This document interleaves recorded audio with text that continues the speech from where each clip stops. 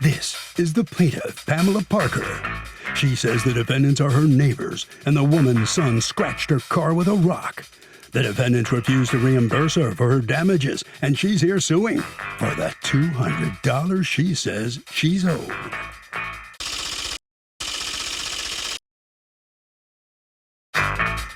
These are the defendants, Regina Brown and her son T.J. Brown Lowry. Regina says T.J. didn't scratch the plaintiff's car. It was the girl he was hanging out with that day. She says her son told the little girl not to scratch the plaintiff's car, but she didn't listen to him. And the plaintiff is suing the wrong people today because they owe her nothing. They're accused of vandalism.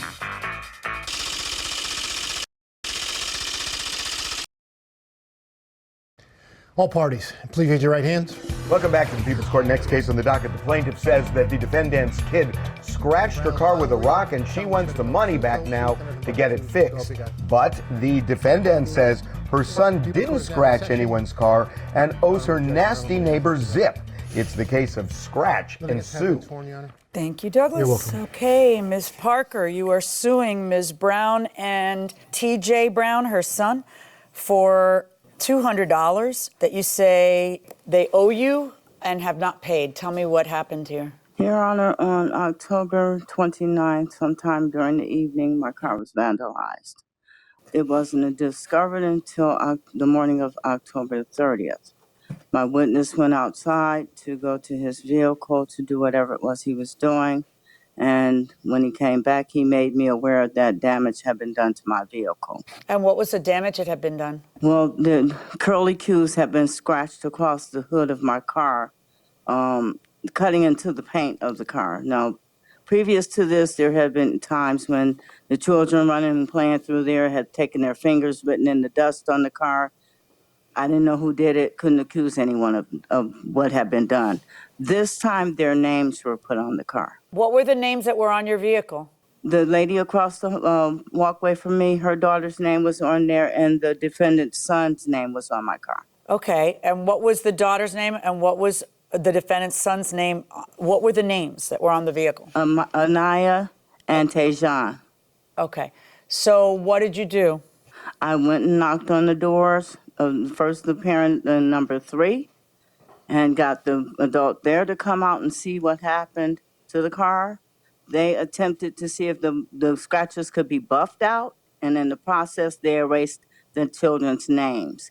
I went to Ms. Brown, and I explained to her what Can I ask you, in the process they erased the children's names, do you think that they were doing that to erase evidence of guilt, or that was just what happened because they were... No, they were trying to see if the scratches could be buffed out. Okay. And that way the damages would be minimized. Okay. All right. So did anybody talk to the child at that house? We all talked to the children. Ms. Brown that child at that house said what? Well, she admitted to her and Tejan taking rocks and scratching the paint in my car. So she said that both of them did that? Yes. All right. And then what happens? Well, I spoke with the parent in the apartment number 3 and making her aware that I have a $500 insurance deductible for my car. I spoke with Ms. Brown, letting her know the same thing. Well, tell me about your conversation with Ms. Brown. I told Ms. Brown, I'm sorry to tell you, but your son scratched the paint on my car. And she said, how do you know it was my son? His name was on the car. They wrote their names in the dust on the car. Okay. And then what happens? Does she call her son out? He was already outside. Does anybody ask TJ what happened? Yeah, yes, they do. Who does? She asked him, did he do it? And what did he say? He first denied it. But like I said to her, your son's name is on the car. Okay, what does he say then? So she continues to talk with him, and I asked him, why did he do that? He was with the neighbor's child. And what did he say? He admitted to it. He said he was sorry. He's a young kid. So okay. How old are these kids? They're like 7, 8 years old. Oh, jeez. All right. Let me hear from you, Ms. Brown. Well, that specific morning, she had called me from my car with me exiting my car. I had just dropped the kids off at school. So we go over there and we see the scratches and stuff. And she goes, you see this, they done took rocks and scratched my hood of my car up.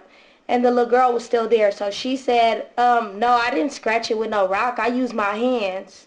And so they were like, and I was like, so how y'all know TJ did any of this? Her name was in the paint of the car. My son's name was, I guess TJ was on the dust. It was so little, I don't know. But when they went to go wipe it down, it wasn't even there. And so I just came back. I talked to my son and I asked him, and he was like, no, Mom, I didn't do it. Mom, I didn't do it. Kaya was doing it. She was just going crazy on the car. And I told her to stop, but she didn't do it. I said, but was you over there? Did you touch the car? Did you do anything? And he was like, no, I just was over there. But he said, but then I did put my name in the dust, in the dirt, like on the, finger painting it. Okay, And, finger paint. Okay. All right. Did he ever tell you that he actually did it? No. He keeps saying he did not do it. He said, I did not do it. I was there. He was like, I was there, and I was telling her she shouldn't be doing that. I'm so floored that I had 3 7-year-olds, so I know what's in their heads, and the idea that a 7-year-old would be that destructive and just pick up rocks, and it's crazy what was done to this car. They're so young. Why are they out there like with no one watching them anyway? Somebody did some. Look at this. That is some serious damage to that car.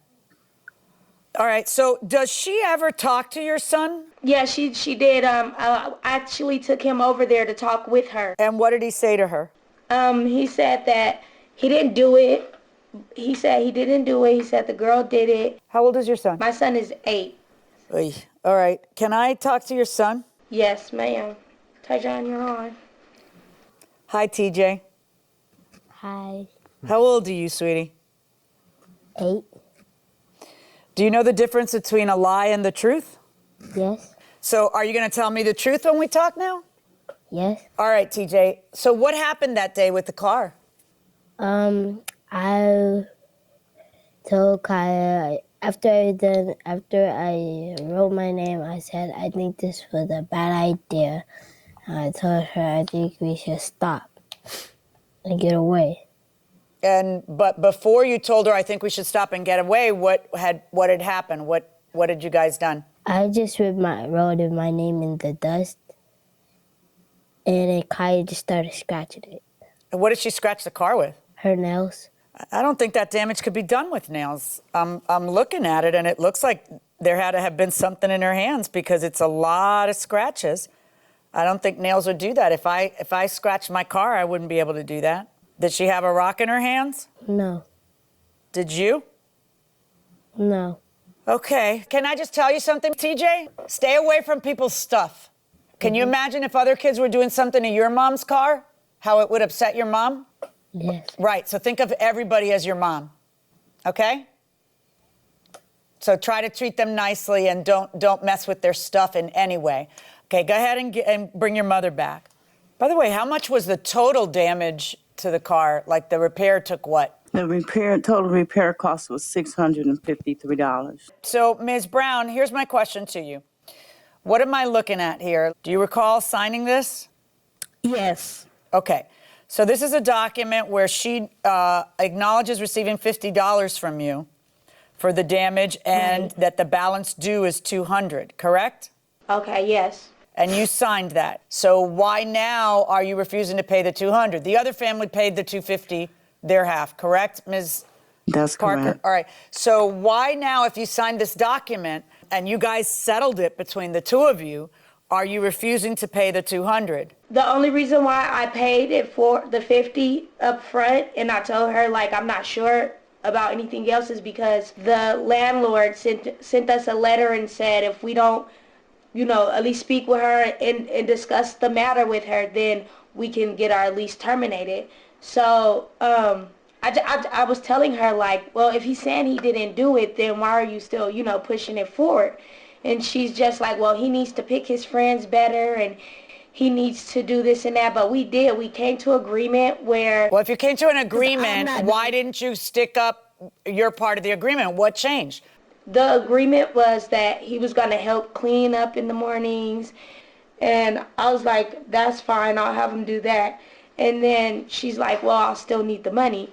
But I don't have no income, so I just don't. Now, I'm just asking. Here's the thing: that's everything you talked about. But then in the end, you signed a document saying you were going to pay her $250. You paid $50 of it. There was a balance of $200, and that's your signature where you say, yes, we're settling this. That means each side has a resolution that they both agree to do. It's like a contract, essentially. And it sounds like after this contract, when the pressure was off from your landlord, you just decided to not abide by the contract. It wasn't that. It was more of like the girl already admitted doing all the damage. TJ wrote dust, like right, but kids here's the right thing. on my cars, you knew all those dust facts. everywhere. Nothing changed. Like that was all known to you before you signed this contract.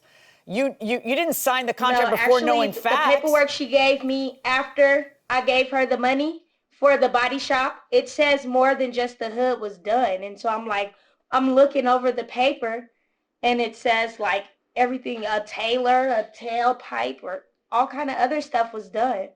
Front bumper, front lamps. The bumper wasn't touched. It was the hood, fender. Yeah, that's what I was seeing. Those are magic words. It's remove and install. They remove it, they do the paint job, and then they install it. Trust me, this would be an astronomical bill if they had to replace all the things that are on here.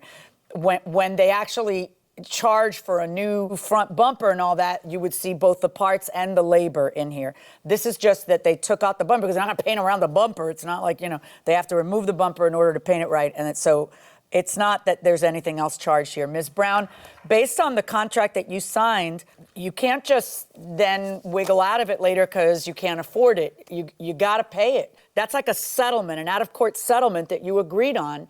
And then she took you at your word that you were going to finish making payments. And it's not like she ran to the courthouse on day one. She was giving you a chance to make payments. The other side just paid. Then she's not even suing you for the total amount of the damage. She was eating the insurance loss, and it's just the deductible that you guys are paying. Meanwhile, she's got a claim against her on her insurance. She went through insurance. She didn't make you guys split and then it be more for you. From the beginning, she said, my deductible's $500, so she was willing to go through her insurance. There's really no legal reason for me not to hold you she was just to exactly saying what. She was saying then don't sign the document. You need to understand that I don't even need to find whether your son did anything because you signed the document. So you're being sued here because you signed a document. This is a settlement. It's a contract between you guys. And now you're trying to get out of it. There's consequences to putting your signature on this. $200 verdict to the plaintiff. Right.